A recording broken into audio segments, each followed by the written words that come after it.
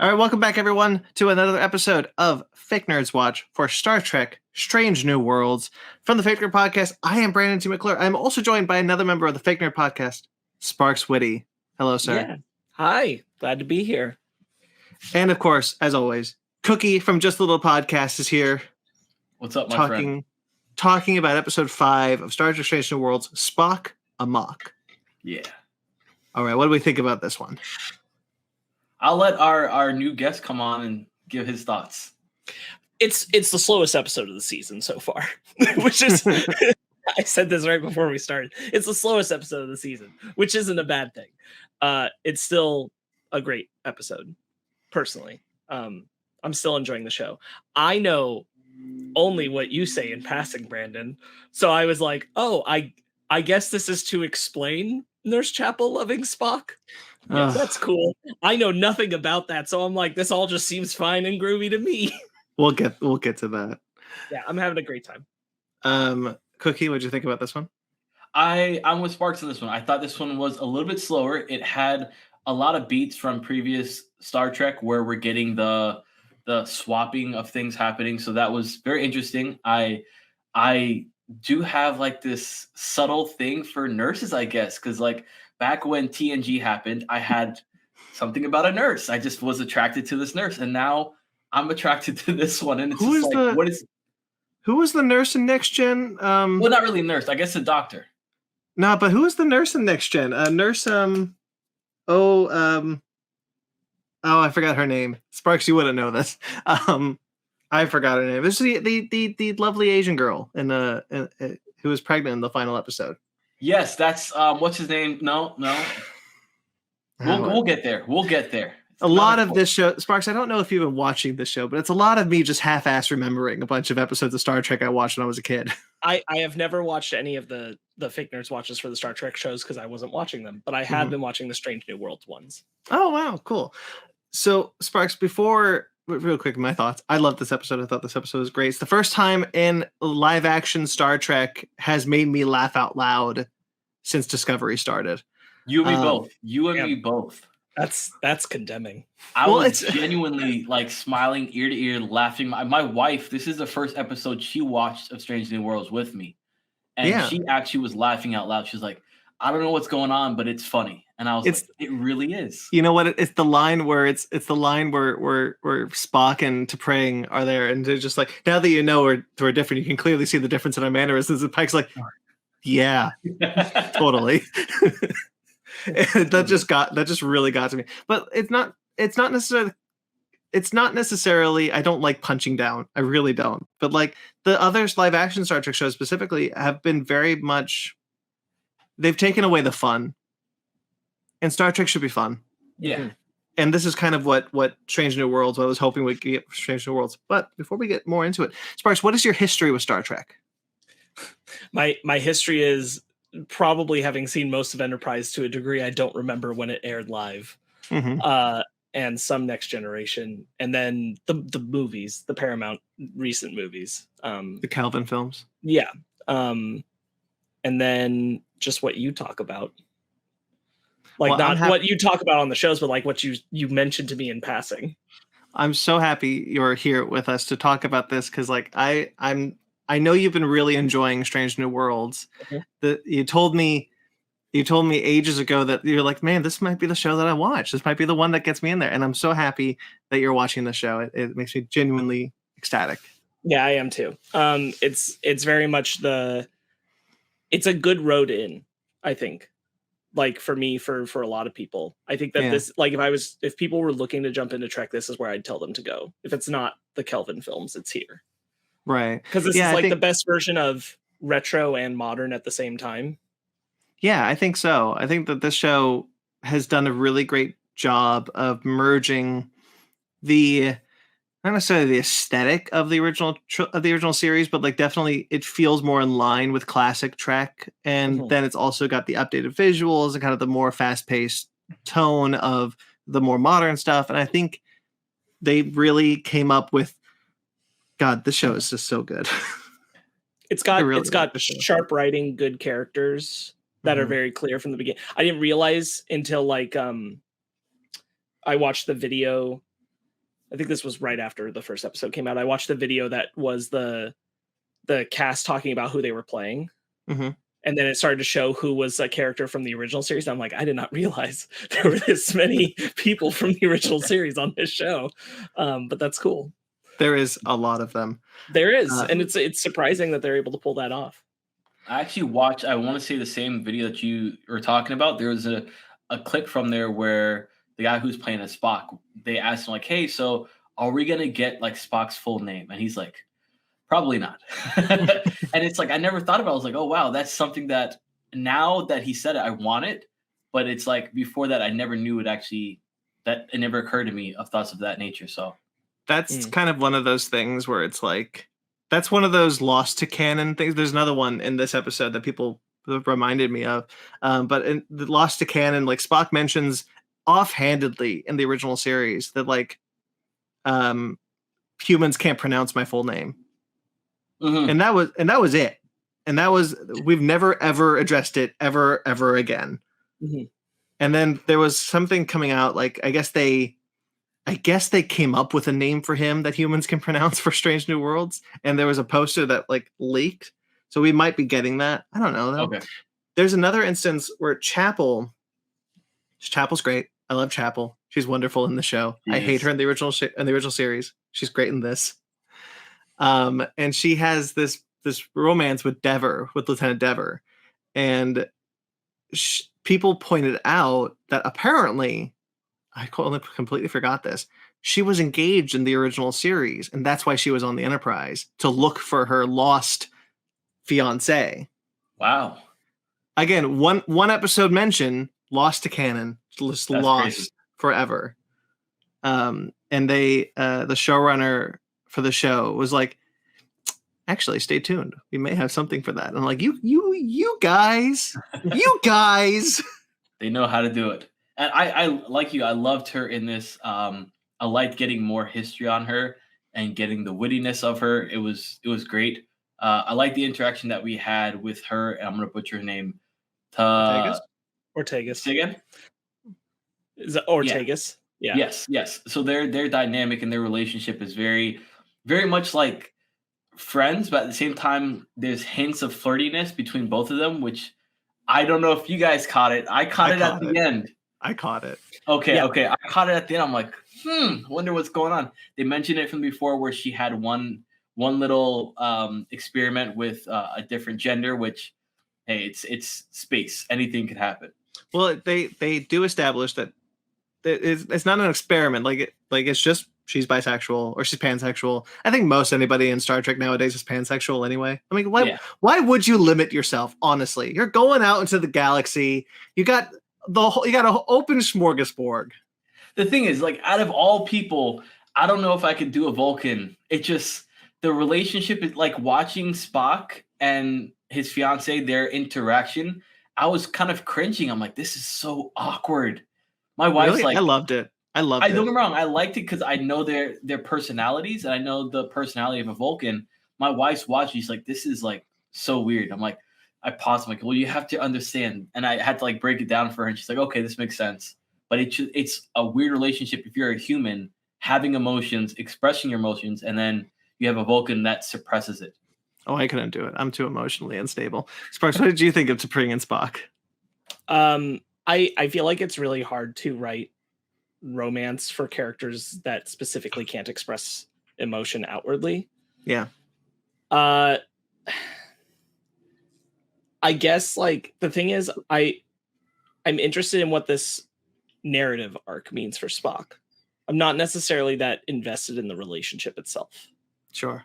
I guess that's partially because like I've never heard of T'Pring before, so I don't expect that this goes very far.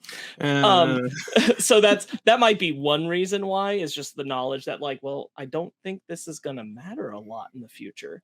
But it's also because I have nothing to latch onto with T'Pring. Mm-hmm. Like, frankly, like in my opinion right now, T'Pring is the weakest character of the show. Sure, I get that. Yeah. And to be fair, only in this episode and the first one. Yeah. But my investment only comes through Spock, and it's hard to do a love story where you can only be invested in one route. Sure, that makes total sense. There's a couple of things that I want to touch on with regards to T'Pring, which you're absolutely correct. Their relationship doesn't go well. I suspected so. The original series, the first and only time we meet T'Pring is when they break up. Mm-hmm. Oh, fun. Yeah. And it's an episode called Amok Time, and they recreated that pretty much that scene in this episode. Spock's nightmare is essentially that scene. It's I'm sure you've seen the iconography of Spock, but like Sparkz. But when when they're fighting with the weapons in the nightmare, that's reminiscent of when Spock and Kirk were fighting when Spock was under the influence of the Pon farr, which is like they're like once every 7 years they like go crazy with emotion and they're like, oh my god, I just got a bone, and so they just have to fight it out, or they have to F it out. And or Spock sometimes both. Or sometimes both. Spock ends up thinking he kills Kirk, and which anyway, there's a lot of they recreated that set pretty much like right on. Like it's an incredible recreation, just kind of updated. And then the music, Cookie. I don't know if you noticed, but it is the music. It is the music from that episode, and it's still intense. I was so excited. Zara looked at me like I was insane because I was like, "Oh my god, they did the music!" And Zara was like, "This isn't a rock concert. What are you doing?" The same thing. Like while that happened, like I was like, "Oh my god!" I paused. I'm like, "Babe, you have no idea. This is from the original series. Like this is crazy how this is happening." I'm like, just listen. And she's like, "Okay." It's like I don't get it. and what I'm hoping is that your experience with this, Sparkz, is that like just because you didn't catch any of the references happening in the beginning, it didn't impede your enjoyment of that scene. Like it still worked. Yeah. That's absolutely. Awesome. Yeah, I mean, like you got everything you need there, which is like seeing Ethan Peck in human form is a jarring moment of, oh yeah, this is what he looks like. And having that fight Spock, like I all of it works. Like all of it thematically is, I'm able to track all of it. I get what we're doing without needing to know what we're homaging that comes later. Yeah, right. Yeah, I guess setting up in a sense. The cut that Vulcan Spock inflicts on human Spock is the same cut from that Spock puts on Kirk. Yeah. Oh, I so see. Like there's a lot in this episode where I was like, oh, they did the thing. Right. Got it. This is a strong like testament to the writing and to the writers themselves for making it so that people who are like all three of us have different mentalities when it comes to Star Trek. Like, of course, Brandon is top tier. I'm probably like lower middle, and then Sparkz is down below. Unfortunately, I am a noob. You are a noob, and it's like each one of us still can enjoy the series, and we're all getting different things from it, which is really great. Yeah, I agree. I think kind of referencing like how Strange New Worlds, like I think the thing I know that grabbed me about the trailer, like they were well-made trailers marketing this show, but part of it is, oh, it's that Orville feeling. I like the Orville, which is more a testament to the fact that the Orville in the modern age was doing Star Trek classic well. Yeah. Right? That's my assessment of that. But this show picks up on doing what the Orville was doing well to also do that. Yeah. I mean, it's I've talked about it before, but like when Akiva Goldsman was doing an interview for Strange New Worlds, and he was like, he came on board.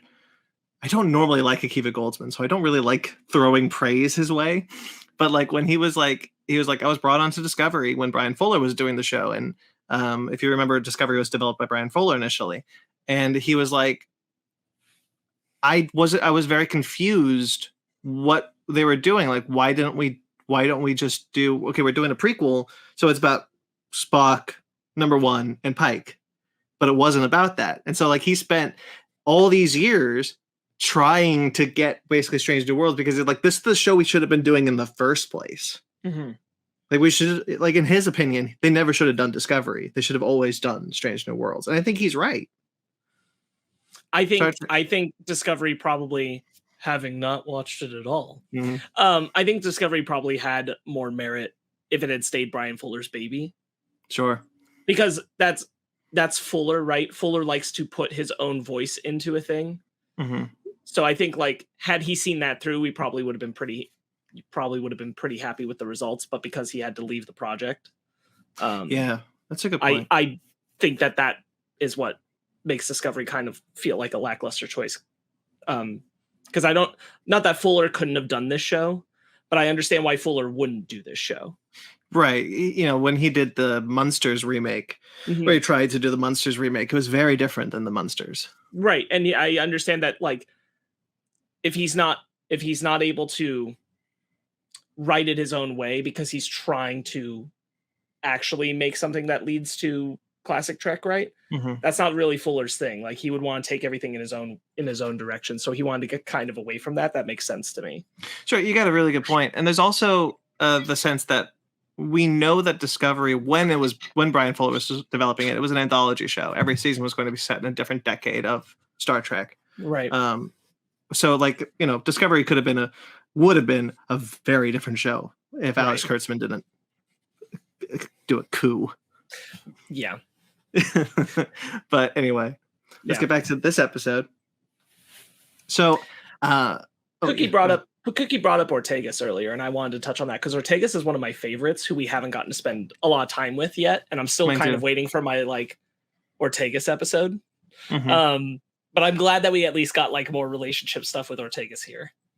Yeah, I really like her. She has a lot of my standouts in pretty much every episode. Last episode, she's got a lot of great stuff when she's just being the pilot of the Enterprise. There's the one in the first episode where she's just like, man, every time I'm in the chair, yeah, like something goes wrong whenever she's acting captain. Yes, yeah, I really enjoy that character. So I'm glad that they made this relationship with Chapel happen to be fun. Yeah, I just hope that it was more than just a friendship, you know? Sure. I mean, like, who knows? I know. We'll talk about Chapel. I really like Chapel in this show. A lot of these characters, it's like I've known them for years. It's like I'm watching a show I've been watching for many, many seasons. And like every episode, I'm like, this is a character I love.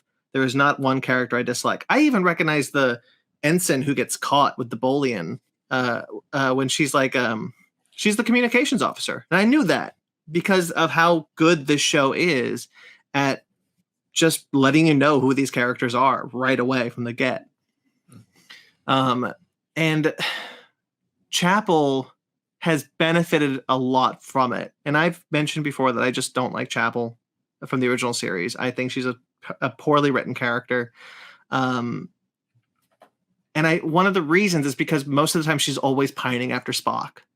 Yeah, it's important to remember that Star Trek was still a show created in the 60s. And you know, as progressive as it can be, it still wasn't always. Yeah. And there's a lot of accidental regression that happened in the show because it was written by a bunch of men who really just, you know, it's hard to rewrite your brain. Who lived in a different time.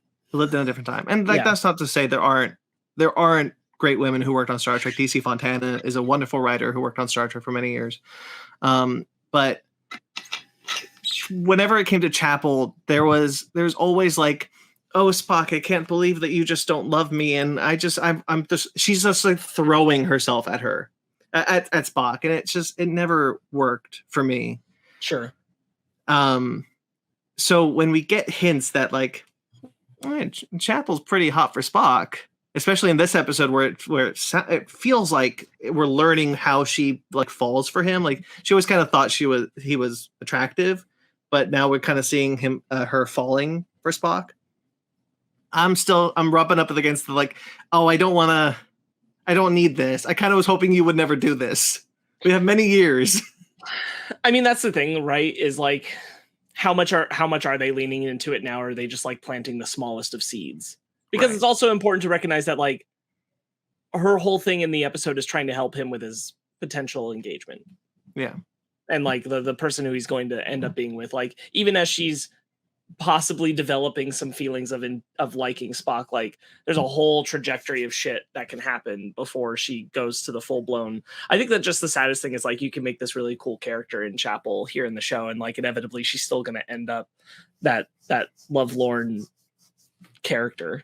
That's a lot of the show. A lot of tragedy happens in the show. Either a lot of tragedy is leading to from these characters, either intentionally or unintentionally. Yeah, you just As get we to know like about all these. Yeah, you get to like all these characters. This is Clone Wars, and then you go to Star Trek, the classic series, which is Episode 3, and then all of these characters you love die. Not necessarily that, but like it's just tragic endings of these characters that are developing really well. Yeah, and it sucks because like we know what happens to Pike. Mm-hmm. Like, So is Pike's that so? I don't. So Yeah. that's so the death he's seeing is how he dies. So it's not how he dies. It's just kind of how What happens to him? it's what happens to him. He was shown it in Star Trek Discovery. Okay, I assume and- that part. And in the original, so real quickly, as quickly as I can make this, Sure. the original pilot introduces Pike, Right. and he is the captain of the Enterprise, and it ends with him being like, "Okay, I'm better now," and that's where we meet him in Discovery. But the original series, when it was picked up proper, it didn't have Pike, it had Kirk. So in order to, Gene Roddenberry really liked the character Pike, so in order to keep that, he recut the episodes into an episode of the original series that showed that Pike actually was in an accident some years after we saw him in the original pilot, and he was in a really bad accident where he was helping a bunch of cadets, and it trapped him in a chair where he can no longer speak and he can no longer move on his own, and he can only talk through beeps. Okay. There's a really bad gamma radiation that just like melted his face and like really scarred him badly. Uh-huh.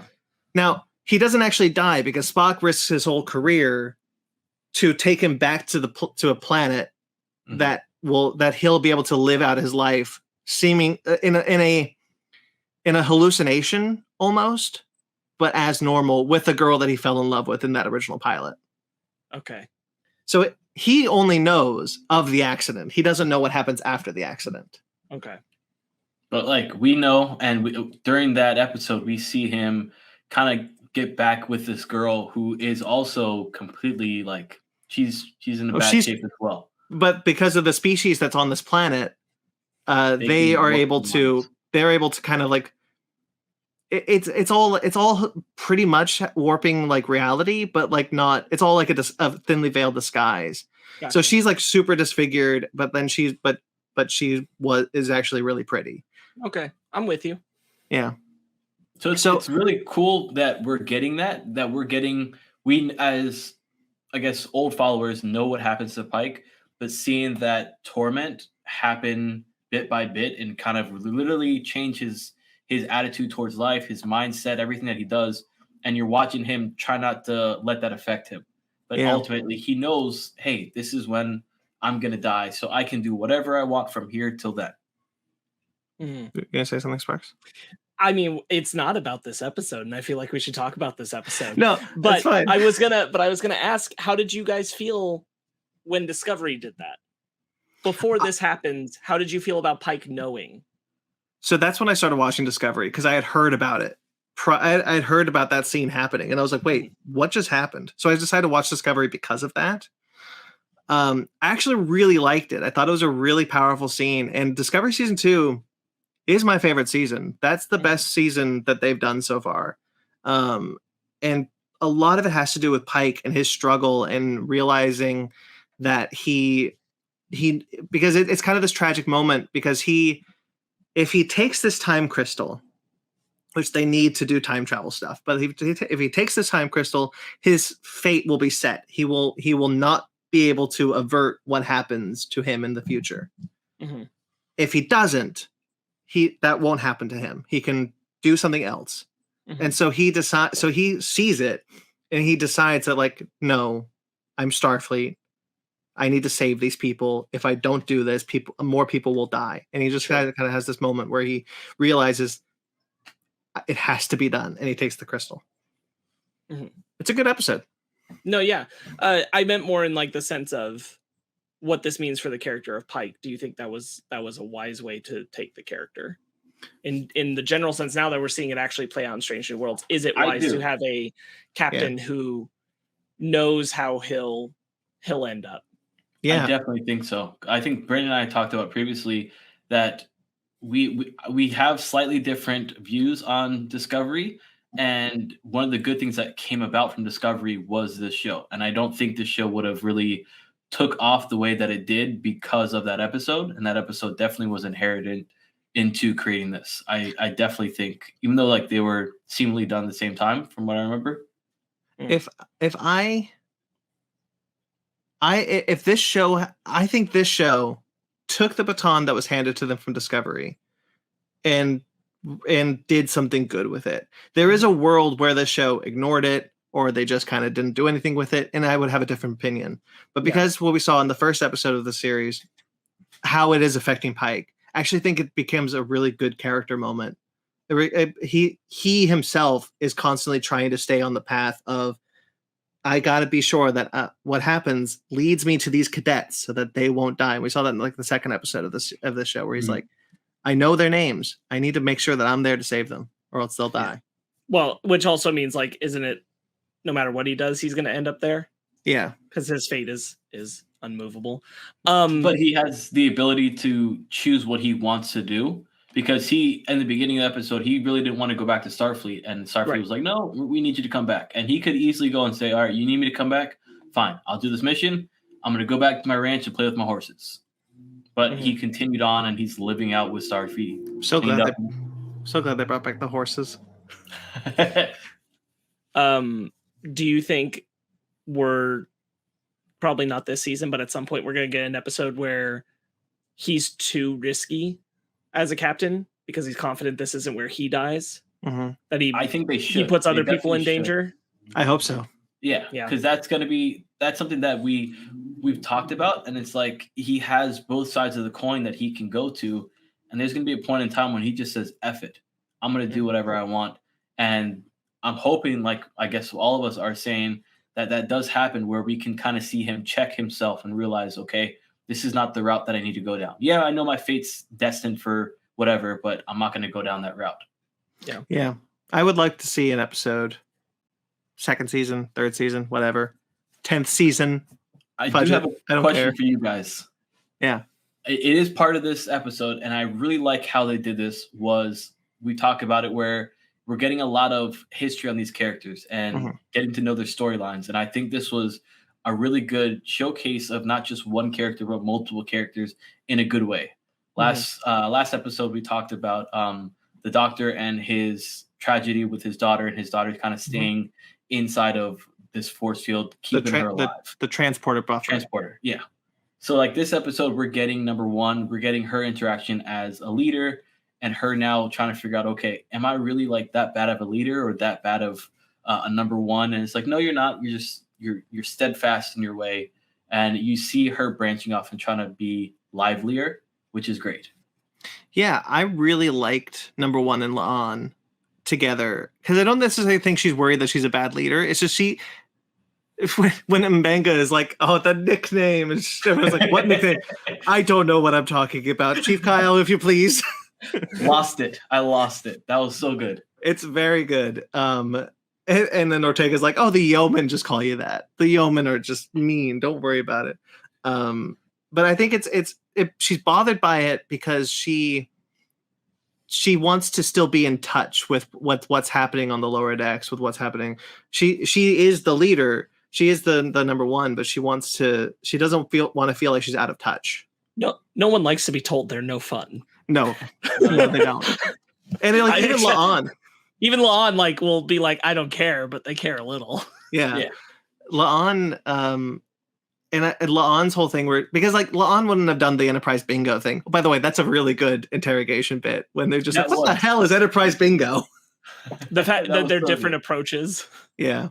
The good cop, bad cop, but two different subjects. Yeah. So La'an has this thing where she's talking to number one, and she's just like, I was gonna go, retune the phaser harmonics, and number one's like, I was gonna redo the duty roster, and she mentions that the empty ship is like Christmas, it is so rare to hear Christmas mentioned in Star Trek, and it's because that Gene Roddenberry grew up in a time where Christmas was still a religious institution. Sure. Yeah. And because his steadfast opinion was there was no religion on Earth in the 23rd century. By that point, there was no religion. Mm-hmm. So there'd be no Christmas. Right. But because he couldn't foresee that Christmas has now no longer become a strictly religious institution, sure. I'm kind of happy to see that we're getting to the point where shows are not afraid to be like, Christmas has evolved, and it would continue to evolve, and there would be a version of Christmas in the 23rd century. Mm-hmm. And I was happy to see that reference. It's such a small. I'm taking a lot out of one line, admittedly, but it was really cool to me because it's something I think about a lot. Like, because I think about how Christmas has evolved in our society, and and I feel like it would continue to keep doing so. Sure, especially once you go into space, like it ain't gonna stay the same. Right. If we lose religion, technically, by doing all the things Starfleet does, don't you eliminate all the grounds of the Jesus Christness of Christmas? Yeah. Yeah. So like it would have to change. There's like just about every single holiday that has some form of religious background to it is obsolete. Mm-hmm. You surpassed what gods can do. Right, but because of how many of our, let's be honest, millions of people celebrate Christmas who aren't Christian. Sure, of course, yeah. I celebrate Christmas. Yeah. And I think that would still be. I don't think we're at the point where we're going to get a Christmas episode of Star Trek yet, but I do think the door is being opened, and that kind of makes me excited. Sure. Do you think people will get upset about that, though? If we 100%, they will get upset about that. Because there's going to be so many different cultures that are like, really? What about Hanukkah? Or what about Kwanzaa? Or what about Atheist Day? I don't know if there's an Atheist Day. But what about this? What about that? Like, they're going to be all hating. It's like, every day is Atheist Day. Every day they wake up and go, don't need to pray anybody today. It's Atheist Day, baby. Yeah, Atheist Day today. Atheist Day every day.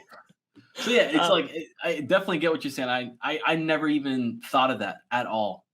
There was a thing where I listened to a podcast from Neil deGrasse Tyson, and of course we all know he's a super scientist genius, and he's also an atheist. And he used to go and say like different people like Godspeed, and he ended up having to go and actually explain what that was because people are like, oh, you're an atheist, you can't say Godspeed. He's like, first off, I can say God, I can say Jesus, I can say Buddha, I can say whatever I want. Doesn't mean I believe in it, but Godspeed has nothing to do with that. And I really like that you actually brought that up because I honestly would have never thought like, well, Christmas really has evolved quite a bit from when it was in the 40s to what it is in the 30th century. Mm-hmm. And even beyond that. Hold on, this isn't Discovery. We're not in the 30th century. If it's here, it's bound to be also on Discovery. Well, actually, that's a good question. There's too many wars. I don't want to get into that. There's too many wars. There's too many wars between the 23rd century and the 32nd century. We don't need to do that. So I said that like this is the slowest episode of the season, and it is in the sense that like this is very much like this is like the go to the beach episode of an anime. Yes. Right. It's the vacation kind of episode. Like there's a mission, but the mission is pretty low stakes. Mm-hmm.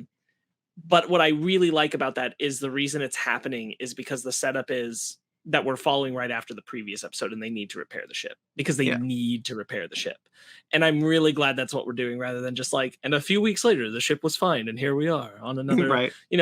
I really appreciate that that's the setup for it. And then bringing in like the negotiations that need to happen while most of the crew goes on vacation and then Spock and T'Pring do their Freaky Friday. So Captain Pike is wearing a beautiful green tunic. I'm so happy you brought this up. Thank you, because I didn't want to bring it up. But I'm happy you did. So happy they did that. I saw that. I'm like, Brandon's got to be so thrilled just to see that. Kirk wore it in the original series. Yes. Archer wore it in Enterprise. Yes. And now we got Pike wearing it, and it's so beautiful. It's exactly how I imagined a modern version of it would be, because they still have it wrapped around with the Delta clip on the side. I was just like, they did it. Those crazy sons of bitches, they did it. Like, I look at the show and it's like the small things, small little details get us so happy. And I'm like, I was literally watching it, and I'm like, I was about to pause and tell my wife, like, I bet you if I send a message to Brandon right now and say, hey, you like the green suit? He's gonna be like, dude, that was so awesome. I'm very easy to please. I understand that it apparently looks very stupid in the original series. I think it looks great on Anson Mount. I did too. I'll show you a picture of it actually.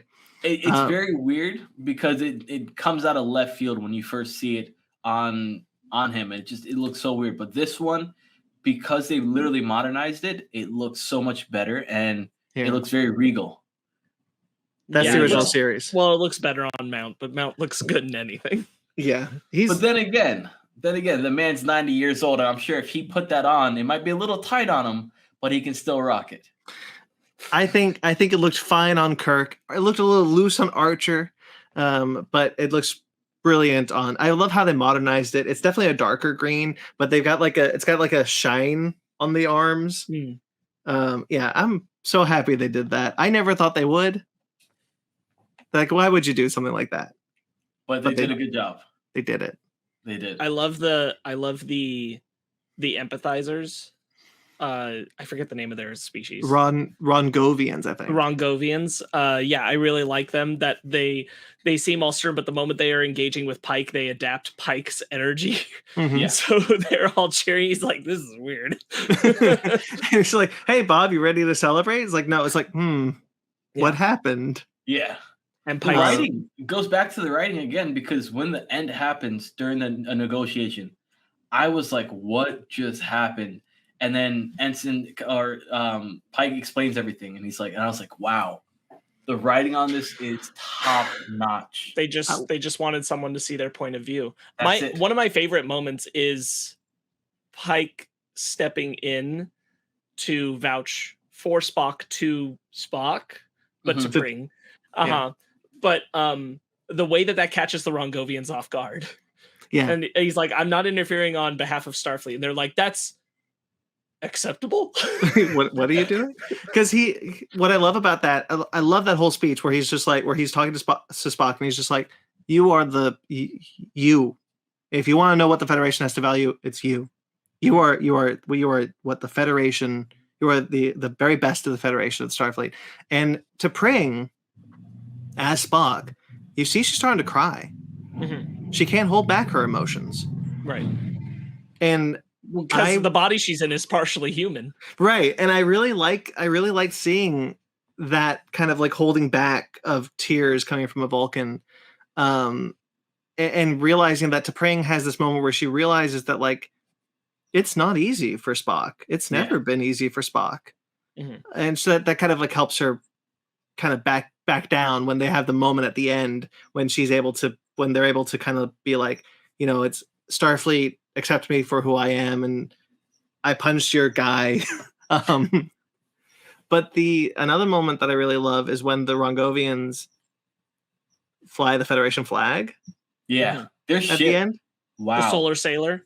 Beautiful ship. Yeah, they stole a beautiful ship from Count Dooku. I thought they did a great job. I stole the words right out of my mouth, because I am so glad there's another Star Wars person on here. I have to hold back all my Star Wars analogies when I'm talking to Brandon. So you don't have to hold back anything.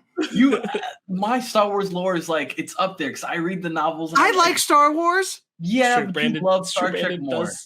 Yeah, he does, but he likes Star Wars quite a bit. Pull out a Star Wars ship. I'll wait. Cookie, you need to understand that this is impressive because Brandon spent the first good chunk of the podcast, like at least the first half, saying, not really a Star Wars fan. I watch Star Wars, but I'm not really a Star Wars fan. And he's like watched almost all of Star Wars that's out and reads most of the comics and books.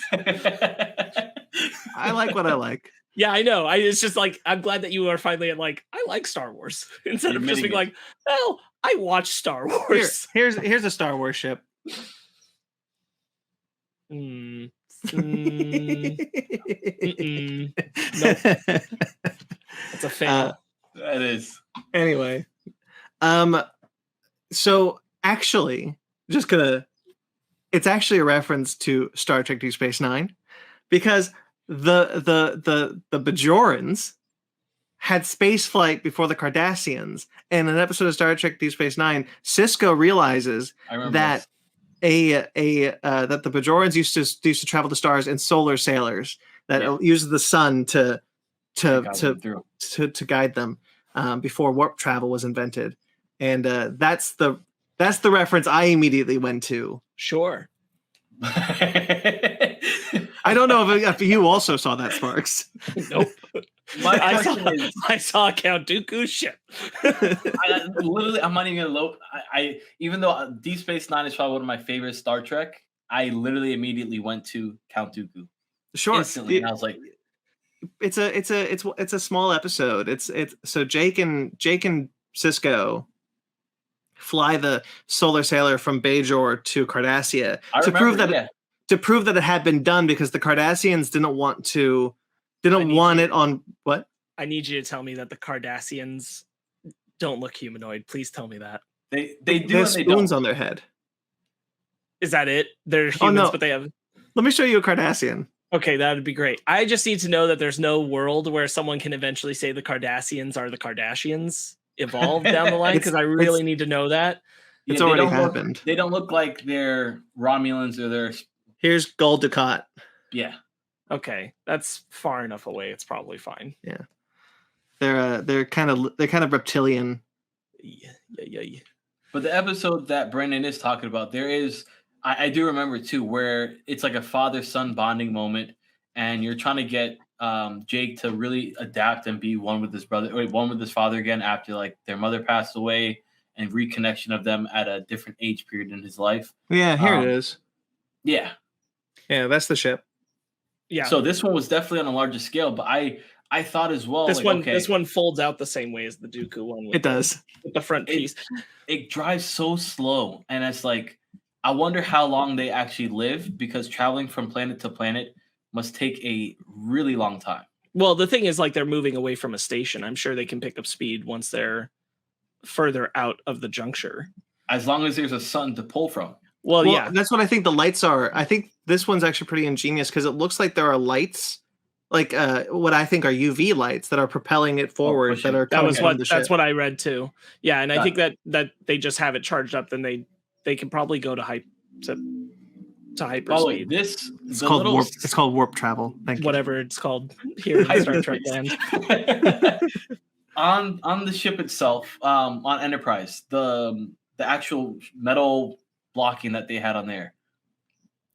Is that the first hull? time they ever mention it? The hull? Yeah, but I didn't know what he's talking particular about one. Just the piece that they go and sign. Oh, the Scorch. Yeah, the Scorch. Okay. I had never been mentioned ever before, or is that the first time? I don't know if it has. I don't think so. They make a mention that it's like the oldest piece of hull that's never been replaced, which I find highly unlikely considering the damage that ship sustains. Right. But I thought that was a cool concept, that there's just this piece of hull that has been on the ship for so long that just crewmen have been signing for like maybe since it launched in 2245. Would have been cool to get close up, see Archer on there. Oh man, he was hey, you don't know. Archer was alive when the Enterprise launched. He was like 100, but he was alive. Mm-hmm. He could have done it. Yeah, he would have rolled out on his wheelchair. Well, because he was, according to I don't know. According to lore, Archer was the first president of the Federation when the Federation was founded in the 2160s. And he would continue to be alive until the launch of the Enterprise in 2245. And then he apparently died like the day after. Oh, wow. And some kind of poetic justice, because he was the first Enterprise captain, and then Robert April was the first of the Constitution class Enterprise. Right. By the way, we get Robert April back. So happy he's not just one episode. Very good. Very good stuff. I like that guy. I'm so glad he's on the show more. And when Pike gets up, he's like, Chris, what are you doing? Very good. I thought he was good. I'm glad that we had him. Yeah, I think they do a really good job with all the character stuff. I like them going out to the Scorch and seeing the sailor, and like the idea being, if you hadn't done it, you wouldn't have been able to be here and see something that beautiful, and like that they get to enjoy that. It's nice. Yeah, I like. I really liked La'an and Una's subplot when they're doing all the Enterprise bingo, and the one that got me was the one of the turbo lift when they're like bridge engineering and just figuring out where the turbo lift is going to go, and them shooting themselves. That was funny. That was I literally. So that the one that you brought up, Brandon, is really funny. That was the one where I'm like, well, but they are having fun. Or they wouldn't be challenging each other to keep doing it. So I'm like, it kind of works against the thing that's like they hadn't been having fun up to that point. And I'm like, no, you were definitely having fun with one of those. Yeah, I think the shooting kind of like maybe kills La'an, the fun. It killed the fun, and La'an was like, maybe this wasn't such a good idea. Yeah. Yeah. Okay. Let me see. Oh, there's a cool reference to the animated series in this episode. The non-canon animated series. The uncanon animated series that sometimes can be made canon when the writer decides so. Right. So Spock says when he's talking to Chapel the first time when they're in the restaurant on the Starbase, he says, "I used to have a pet called Achaya." That's from the animated series. We see Spock's childhood, and he had this like saber-toothed beast that was just like a cat that he would have. It was this big saber-toothed cat named Achaya. And I thought that was cool. I actually think it was referenced in a movie once, but I can't remember. It's fun. It's fun that Strange New Worlds will, with one hand, be like, animated series, isn't that nice canon? And then with another hand, be like, animated series, that's not canon at all. That's the thing about the animated series. For decades, it's just, writers will just be like, this part's canon, this part's canon, this part's canon. Yeah, I mean, it's basically just the old Star Wars extended universe now. It pretty much. I mean, that's true. That's actually true, because like they'll take anything from the old expanded universe to repurpose for canon now, but they won't ever say that that's canon. I think there's also like some things where if the story's good and they never interfere in any way with it, they'll be like, yeah, sure, that's canon. Yeah. A lot of side stories about small characters in Star Wars. Yeah. I can, you know what? If they wanted to re-release the animated series with a recolored Robert April, I'd watch that. Yeah. Yeah. That's a very white man. Anyway. Okay. I'm really happy that the show ended up with some fun. I think that we needed it especially at the last episode. The last episode was so dramatic and great and wonderful, and I'm glad we get some fun.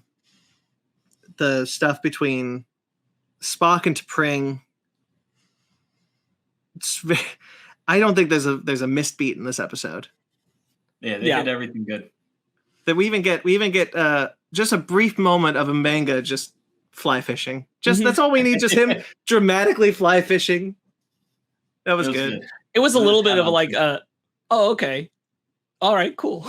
Yeah, he got to do it. Good job. I assumed once he left with the hat, he was gonna get to do it. Right. There's we didn't see the girl that Chapel was talking to him about, which I thought was interesting. They set that up and they don't really pay that off. I do really like seeing the characters. I mentioned this in the first episode, maybe the second episode, but I do really like seeing the characters in a casual wear that actually looks like casual wear people would wear, and not weird whatever jumpsuits they used to put in the classic Star Trek shows. Sure. Yeah. Chapel's outfit, her like raincoat, looks like something that would be made in the 23rd century, but also like something that we would wear now. Like you could conceivably see that being worn today. Sure. And I thought that was it's just that kind of thing that makes that the modern Star Trek shows specifically have been doing to make it feel like real people live here and not just like ideas. Is I think that I think it was admirable that like Gene Roddenberry thought we'd all wear Technicolor unitards when we weren't on a spaceship, but that was unrealistic from the jump. Yeah. And I'm glad that we're finally in a place where we can just be like, you know what? They still have hoodies in the 23rd century. Whatever. 2 moments I wanted to spotlight. I really liked when Chapel and Ortegas thought that T'Pring was coming over to like Vulcan knock her out or something. Yeah, like just thought she was coming to get her. She looks pissed. What? I should tell you something. I did something wrong. Yeah. And then I'm just really glad that Spock and T'Pring's thing was resolved through science. That more importantly, that it was resolved through not I learned lesson. Oh, and then back into their bodies. I'm glad that that's not the route we went with it. Yeah, I really like Mbenga in general, but like there's a bit where Chapel says to Mbenga, like, you know, they're gonna Vulcan nerve pitch us if we don't get this right. And he's like, yeah, probably. Also, he's like, I've been waiting to use this for forever. Yeah, it's going to be Federation standards. Just you wait. This is goop. No. Okay. No, I've never seen that before. I kind of wondered if that was a tease up, like it is Federation standard. No, I've never seen that before. I like that Mbenga is this kind of like old worldy doctor, borderline like kind of mad scientist. Borderline mad scientist. Yeah, like I like that he's because no offense, Bones is a shit doctor. He's not a good doctor. He doesn't know any alien, but he's a great friend. He's a great friend, and he has no bedside manner. He has no bedside manner. More than that, he has no idea how to handle an alien. When there's an alien on the bed, he's like, I don't know what to do with this guy's anatomy. It's like, dude, you're in Starfleet. What the hell? But Mbenga, who's like, I studied Vulcan bodies, and now I've got this goop that can use for this, and I was just like, yeah, I like this guy. He's cool. He's got his daughter in the transporter buffer. There's a bit where he says, there's a bit in this episode where Spock and T'Pring, when their Katras are being transferred, they start screaming. I don't think there's anything more unnerving than a Vulcan screaming. Like in pain. They don't show emotions. Like just they don't show emotions, and to get to the point where they're screaming, you gotta know that it's some pain that they're going through. They did that there's an episode in the first episode, like Spock like screams because his ears are turning back, yeah, and that was also unnerving. Also in this episode, after his nightmare, really bad ear prosthetic. Yes, the back of it was like, why is it so shiny and why is it discolored? It's because because he's flushed, because his face is flushed, because he's like, he just woke up from a nightmare, so his face is flushed, but the ears aren't. Yeah. I didn't notice that. That's fair. Like it stuck out to me the second time because I watched this just like an hour ago. Like it stuck out to me the second time I watched it. Okay. I think that's. Oh, Chief Kyle is mean. Chief, the transporter chief. Oh, he was funny. Yeah. He wasn't mean. No, it's because there's like, you're gonna for your punishment, your shore leave is canceled, and you're gonna have to do a rotation with Chief Kyle. It's like, no, he's so mean. Okay, yes, yeah. Chief Kyle is mean, apparently. I guess if you're under him, I guess so. It's yeah. That was a funny revelation. I still can't get over his name on the internet as Transporter Twink. You guys. That's really good. Isn't it pretty good though? It was great. All right. I guess I don't have much else other than I guess I don't have much else in my notes. There's something that I miss in the show that I hope they kind of go back to, which is that in order to communicate through the ship, you have to push a button in the original series. And I hope that we kind of go back to that because I miss going up to a wall panel and just pushing a button and talking through the speaker. Mm-hmm. It's a small thing. Sure. Okay. Yeah, not a dense episode, but a good episode. Yeah, I think so. I really like this episode so far this season. A friend of mine on a Facebook group that I'm part of asked the question, do we think this is like the best first season of Star Trek? And like, boy howdy, I don't know what would be a contender, because like every first season of Star Trek is rocky, but this one so far has just been firing on all cylinders. Every episode has been well written and a lot of fun, and I love the cast. This is a damn good season of Star Trek. Would Lower Decks be the only exception? I think Lower Decks season 2 is much better than season 1. Right, but is season 1 good? Yeah, I think season 1's pretty good. I think this one definitely hits more home because it's live action, I think, for a lot of people. Sure. Yeah, that's a good point. And people would say that Prodigy so far has a strong season. It's not over yet. It's not over yet. Have you been watching that? It's off the air right now.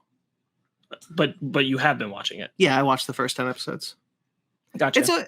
It's good. I don't love it, but it's good. Like, I don't think there's anything wrong with this particularly.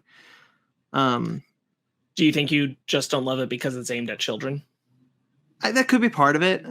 It's what I mean by that isn't to say like you're disregarding it because it's made by children, but the fact that like where it's not meeting you is because it's not made for you. Yeah, I think that's probably it. I do enjoy it. I like some of the characters, but probably something you'd enjoy more watching it with a child. Like it's made for Star Trek parents to watch with their kids. Yeah, I think so. Lower Decks, I think is great. If I remember, that first season was pretty good. But this has just been like.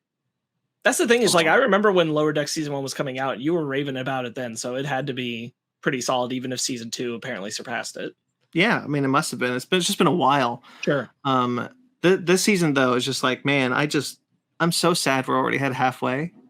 Yeah, 10 episodes is a little sad just because it's good. It's good time. Yeah, I would like, man, give me 5 more episodes. You make Discovery stretch to 13. At least we know that a season 2 is already on the way.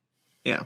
And I hope that the reception to Strange New Worlds has been so positive. And I hope it means that we'll see a season 3 renewal soon. Yeah.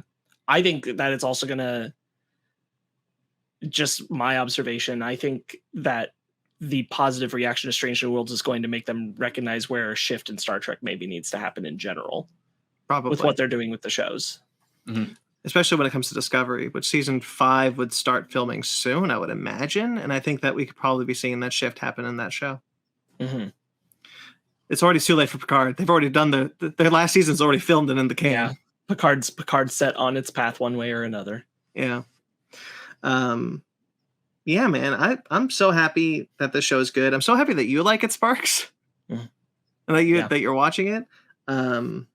There's a note that I put in here that I just saw that I can't remember. Oh, well. Well, you can look for it for a moment. Cookie, you real happy with the episode this season? Yeah, so far it's been really, really great. It's something that I've enjoyed a lot as a Star Trek fan, and kind of going back and seeing Pike's adventure and Pike's storyline is something that I've enjoyed. I said it in the beginning of the season where, as a kid, for me, Pike scared the crap out of me. Mm-hmm. When I first saw him in the wheelchair, his face is deformed. He's using like the beeps and the lights to just give you an answer of yes or no.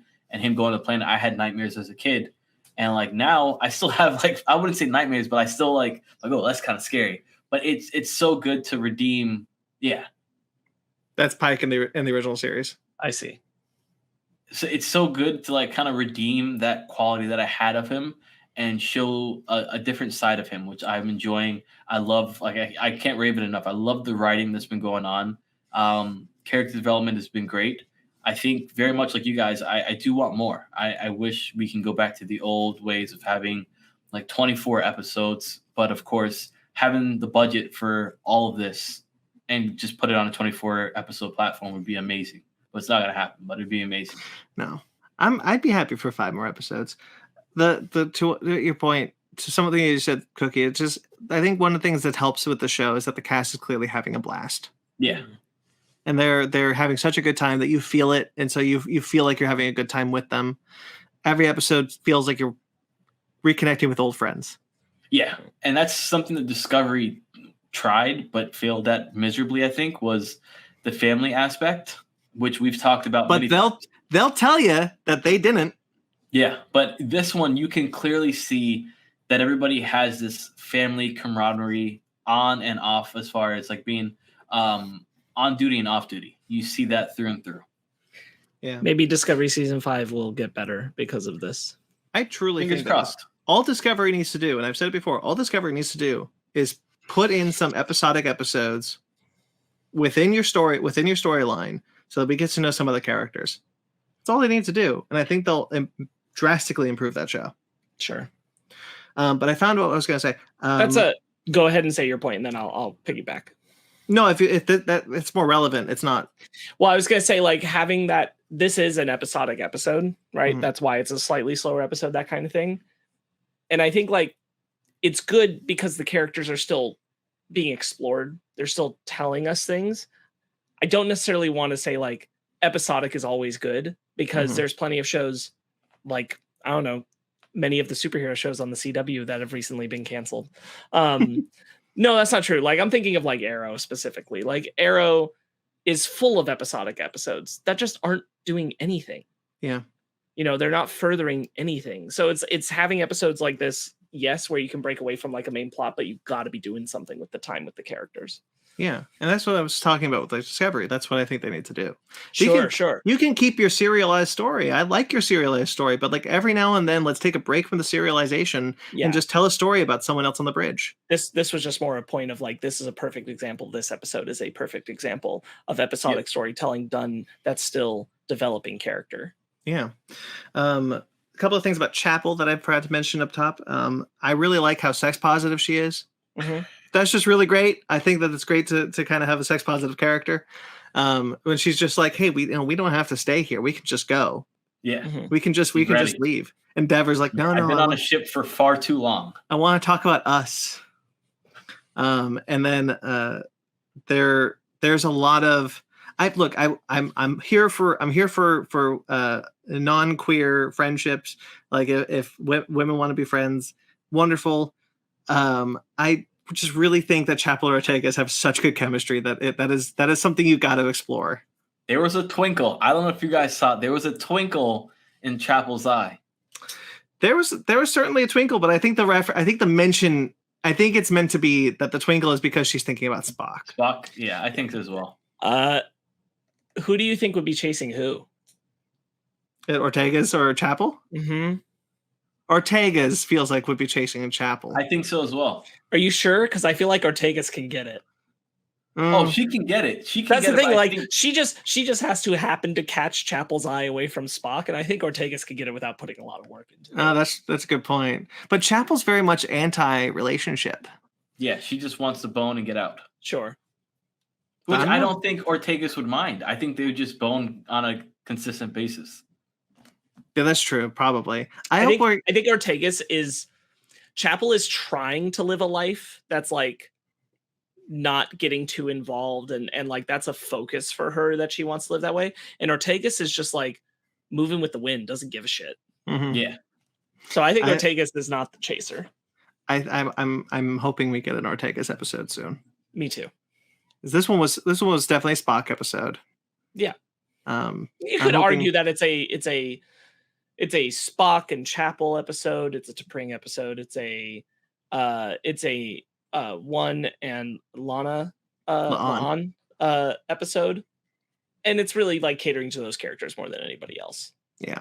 Ortegas happens to come along for the ride, but we're fleshing out those four specifically. It's true. I just hope that like I like that character. I like that actor. Got it. Mm-hmm. I hope we get a. I'm sure it's coming. There's enough real estate left in this season to do an episode. Right. Did you ever see? So real quick, Sparkz, did you ever see the Librarians TV show? No. Oh, okay. There's an actor. Did you see the Librarians TV show, Cookie? I love the Librarians. I thought that's such a great show. It reminded me of like the Sci-Fi Channel with a hint more budget, and I enjoy it. I've always enjoyed it. I will tell you, I made the mistake of watching the first movie. Uh-huh. That did not make me want to watch the show. I like the second movie more. Well, that's fine. I didn't see it. That first movie wasn't very good. That's my point. I started in the wrong place. Rebecca Romaine, who plays number one, is on that show. Yeah. There's an actor. Do you remember the actor, Cookie, the redhead, who could like see things with her mind?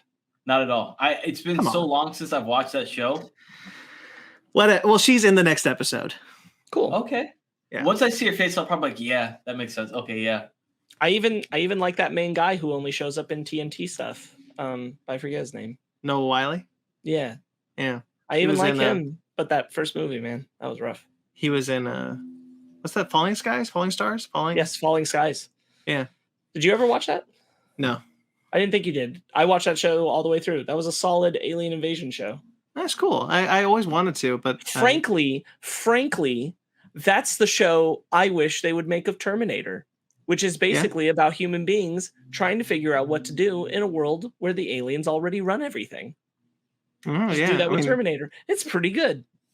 We're never getting Sarah Connor Chronicles again, so no, and like I think Falling Skies was very interesting with the way that it figured out war efforts. Okay. Anything else we want to talk about for Star Trek Strange New Worlds, Episode 5, Spock Amok? All right, guys.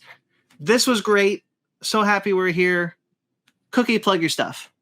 Right. Got a podcast, just a little podcast. You can find me anywhere you listen to podcasts. On Tuesday, I drop a new episode, so check it out. I'm going to have an interview with a writer.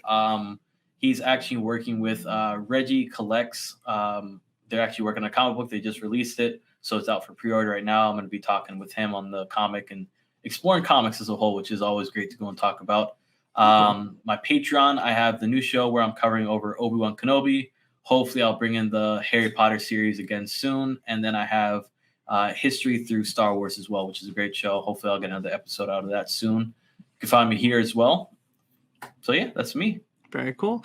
Of course, guys, this is Fake Nerds Watch. You can check out all sorts of shows on this channel. If you like this video and subscribe to this channel, check out Fake Nerds Watch. Cookie mentioned Obi-Wan Kenobi. We also have an Obi-Wan Kenobi episode. The Fake Nerd Boys, we get together and we talked about the first two episodes of Obi-Wan Kenobi. That's up now, as well as plenty more Strange New Worlds. Stranger Things, that's up. Mm-hmm. That's up. So you can check out, we talk about the first part about Stranger Things, and probably our quickest turnaround for Stranger Things so far. Oh, 100%. Quick. Yeah. I'm stunned. I'm stunned. We got those 7 episodes watched by all 4 of us and recorded an episode about it within a week. And released the same week. Cannot believe that. So that's up. You can check that out, of course. And plenty more Fake Nerds Watch shows are coming. There's Miss Marvel. There's The Boys. There's Umbrella Academy. There's more Obi-Wan Kenobi. Mm-hmm. Where's our time going? And of course, there'll be plenty more Star Trek Strange New Worlds. And whenever Lower Deck Season 3 starts, we'll go there too. Yeah. So check out all sorts of things like that. And of course, you can check out other shows such as Basement Arcade Pause Menu, which just put up a new episode where Sparkz and I take over Basement Arcade Pause Menu and talk about Spider-Man Miles Morales. Yes, we did. We stole that show. We stole that show from our good friend Bed Magnet. And you can check out Animation Station and Fake Nerd Book Club, all of which have episodes on this channel. And of course, guys, there's the Fake Nerd Podcast, which is our mothership show. We talk about all sorts of things on that channel, on that show. We go live every Sunday about 8 or 9 p.m. Pacific Standard Time, around that time. We go live every Sunday and we talk about all sorts of cool stuff, such as the news, such as a book club. And this episode, we've just talked about Pixar, big Pixar episode, and we're talking about Jurassic World Dominion. Yep. And our guys, our 6th anniversary episode is coming. Oh shit, that's right. Our 6th anniversary is coming out. You guys some questions too. We answered those questions on an episode we haven't recorded yet. We don't need to hide that we pre-recorded it. Okay, we pre-recorded the episode. It's going to come out on. That's why I laughed, because I forgot. I was like, you said our 6th anniversary is coming out. I was like, oh shit, that's not even out yet. That's right. We recorded that. Jesus, we recorded a lot this weekend. We did, and we got through it. We did it. I'll say that after we're done with the next episode. All right. So, of course, our 6th anniversary is coming. We're going to celebrate it the only way we know how, which is putting out more content. So there you go. And you can find us on Patreon. You can find us on TeePublic. We got some merch if you want to support us financially. You can find all those links on our website or down below, fakenerdpodcast.com. Fake Nerd Podcast on all the social medias, Twitter, Instagram, Facebook, fakenerdguys@gmail.com. I'm a BT McClure on Instagram and Twitter. I also write for Screen Rant, where I put up a bunch of lists. I write for Atomic Geekdom, where I put up a series called Revisiting the Infinity Saga, where I talk about all sorts of moments that I think defined the MCU. There's also another piece that's probably up by this point called about the Indominus Rex, just kind of lead into Jurassic World Dominion. So check that out.